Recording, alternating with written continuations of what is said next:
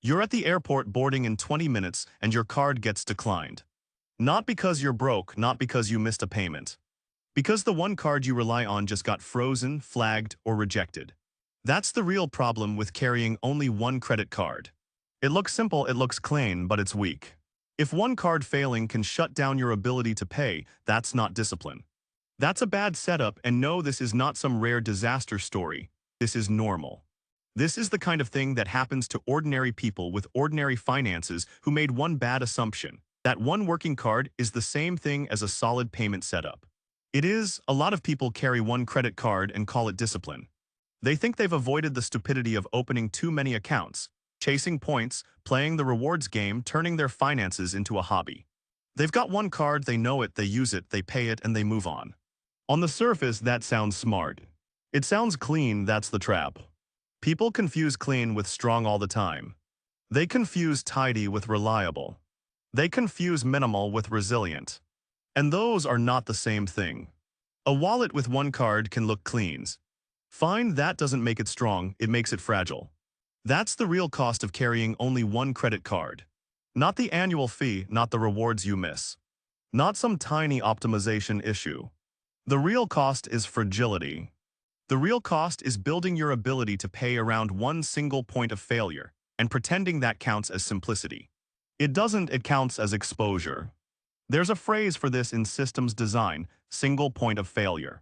You don't need to be an engineer to understand it.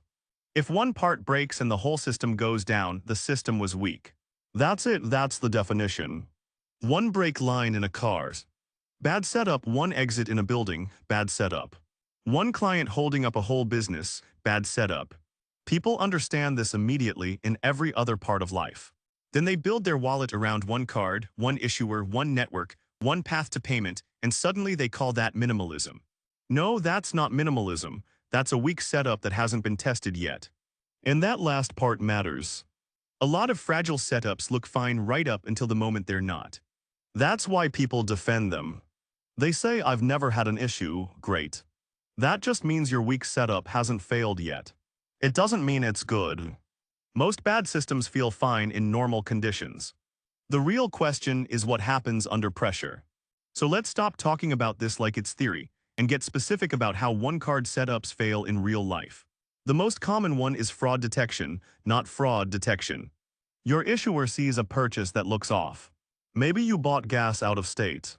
Maybe you made a large purchase that didn't fit your normal pattern. Maybe your card got skimmed somewhere and there's weird activity. Whatever triggered it, the result is the same.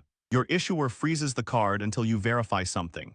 And these systems do not care about your timing. They don't wait until you're home.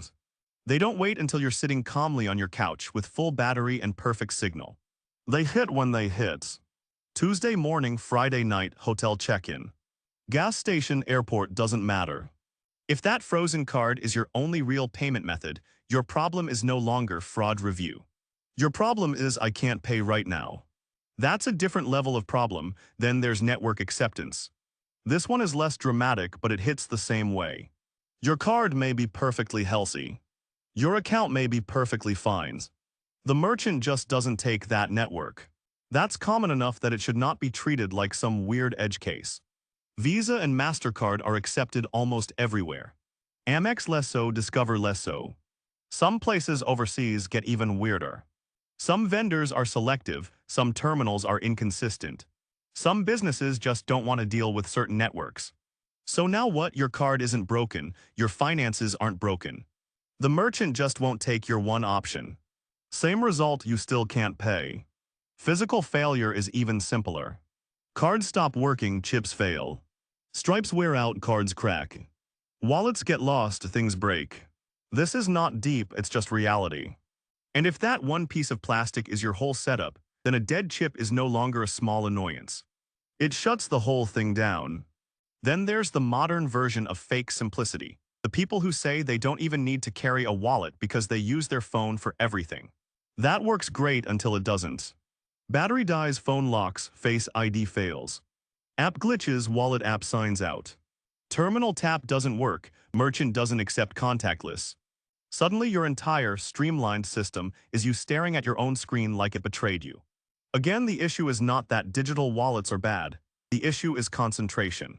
If your phone is your wallet and your wallet has one linked card, you didn't reduce complexity. You just stacked more dependence on top of the same single point of failure. Then you have issuer outages.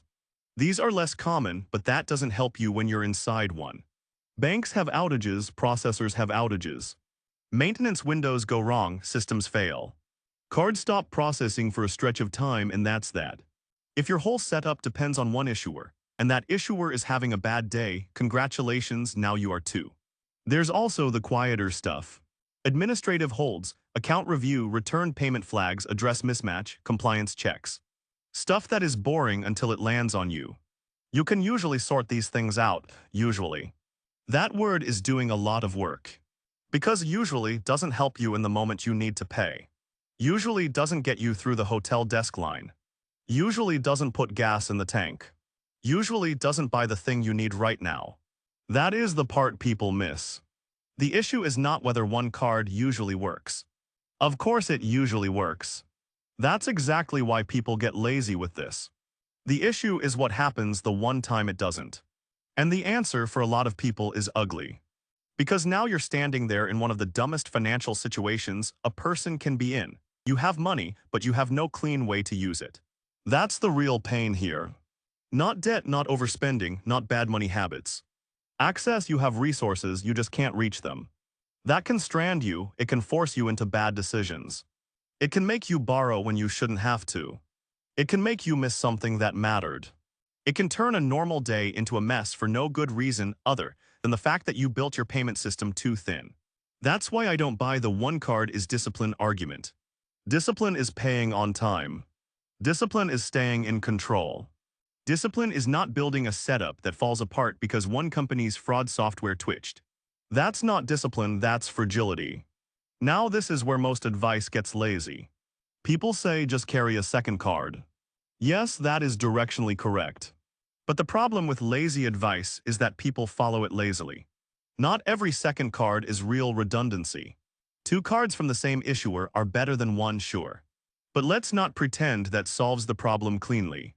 If that issuer has a processing issue, both cards are exposed. If your profile gets flagged, both cards can be exposed.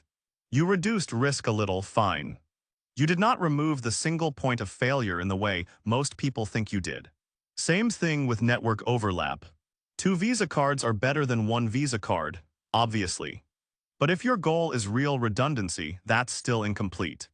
If the issue is network acceptance or a network-specific processing problem, you're still more concentrated than you think. A backup that shares the same weak points as the primary is not much of a backup. And a backup card sitting at home in a drawer is not a backup either. That's just a card you own. A backup only counts if it exists when the primary fails. That means on you, availables. Active, usable, not expired, not locked. Not sitting in some safe place that sounds responsible, but does nothing for you when you're at a hotel at 11 p.m. This is why a lot of people think they have redundancy when they really have theory. Theory doesn't pay for anything. Cash matters too, but let's be honest about what cash is and what it is. Cash is a floor, it's useful. It can save you in small moments. Cab fare, food, small emergency, fine. But cash won't hold a hotel room. Cash won't solve an online purchase. Cash won't cleanly replace a card in a lot of modern situations. So yes, carry some, but no, it is not the full answer. Debit as a backup has the same issue. Better than nothing, sure, equivalent to a second credit card. No, a debit card hits your actual cash. If there's fraud, that money is gone first and sorted out later. With credit, the dispute process hits borrowed money, not your checking balance. That difference matters a lot more when real life gets messy. So when I say carry a second card, I don't mean have something sort of nearby that technically might work under favorable conditions. I mean real redundancy, one primary card you use all the time. One actual backup card that does not share as many failure points as possible with the first one. Ideally different issuer, ideally different network. And some cash, because pretending cash is obsolete is another modern stupidity that only sounds smart until the wrong day shows up. That's the setup, and no, that is not complicated. People act like carrying two cards turns their wallet into a spreadsheet. It does, relax, this is not an argument for 6 cards. It's not an argument for turning your finances into a points-chasing circus. It's not an argument for opening random accounts you don't need just to feel sophisticated. It's a very small argument. Stop making your ability to pay depend on one thing working perfectly. That's it, one primary, one real backup. Small cash reserve, done, that is still a clean setup. It just isn't a stupid one. The backup card should stay active too. This is another place where people get lazy. They get a backup, never touch it, and then act surprised when the issuer closes it for inactivity, or the card is expired or locked or buried under old paperwork when they actually need it. A backup you never maintain is not a backup. It's decoration, use it once in a while. Small purchase, pay it off, make sure it lives. And before travel, check your setup. Not in some obsessive paranoid way. Just basic competence, does the backup work? Is the account open, is the card with you? Is there at least some cash on you? Good, done. This is not fear, this is not over-preparation. This is what adults do with systems they rely on. Travel is where this whole issue gets exposed hardest. At home, a failed card is annoying. You can improvise, you can go home. Grab another card, figure it out. Sit on hold, delay the purchase. You have room, travel strips that room away. You're in a different place. Maybe a different state, maybe a different country. Maybe your phone service is weak. Maybe you're tired, late, irritated, dealing with hotel holds, transportation, meals, baggage, timing all at once. That is exactly where one-card setups get humiliated. Fraud systems hate unusual locations. Merchants abroad are pickier. Hotels put holds on cards. Rental counters get weird. Unexpected costs show up fast. And now all of a sudden the cute little one-card minimalist setup that felt so clean at home starts looking what it always was, underbuilt. That's the part a lot of people never test. They test their wallet on normal Tuesdays near their house and think they've proven something. That proves almost nothing. Easy conditions hide weak systems. Pressure reveals them, so here's the honest exercise. Open your wallet and ask one question. If my main card stopped working right now, what exactly is my next move? Not the comforting fake answer. Not I'm sure I'd figure something out. No, the real answer. What do you actually do right now, where you are, without going home, without calling someone to bail you out, without hoping the merchant accepts some fallback you've never really tested? If the answer is messy, your setup is weak. If the answer is I've got another active card from a different issuer and some cash, good, that's a real answer. If the answer is, well, I think my debit card is somewhere in my bag, that's not a real answer. If the answer is I have another card at home, that's not a real answer either. This takes 30 seconds to figure out, and most people learn something useful immediately. Usually what they learn is this: they don't have a backup. They have assumptions, and assumptions are great until a terminal says declined. There's another reason I think this matters. The whole credit card conversation online is built around the wrong question. Everybody wants to know which card is best. Best rewards, best points, best perks. Best sign-up offer, best transfer partners. Fine, that stuff has its place. But best is not the first question. The first question is much simpler. What happens when your best card stops working? That's the real question, that's the adult question, that's the resilience question. And a lot of people do not like that question because it reveals that their setup was built for optimization, not reliability. Optimization is nice, reliability comes first. A wallet that squeezes an extra % of value out of spending, but collapses when one card fails, is not an impressive wallet. It's a fragile wallet with good marketing around it. So let's be clear about the position here. I'm not against simplicity, I'm against pretending fragility is simplicity. Those are different things. A simple setup is good. Most people should keep their finances pretty clean. Fewer moving parts, fewer mistakes, less clutter. I agree with all of that. But there is a line where simplicity stops being smart and starts being underbuilt. One card is usually that line. Because one card means one freeze, one outage, one dead chip, one lost wallet, one bad terminal, one fraud alert, one stupid little failure, and your ability to pay is gone until somebody else fixes it for you. That is not a strong setup. It's not disciplined, it's not efficient, it's just thin. And thin works right up until it doesn't. So if you carry one card and you've been calling that minimalism, I'd rethink it. Not because you need more clutter. Not because you need to join the rewards-obsessed lunatics online. Not because you need to make this bigger than it is. Just because there's no good reason to keep a single point of failure in something this basic. Carry one card as your main card.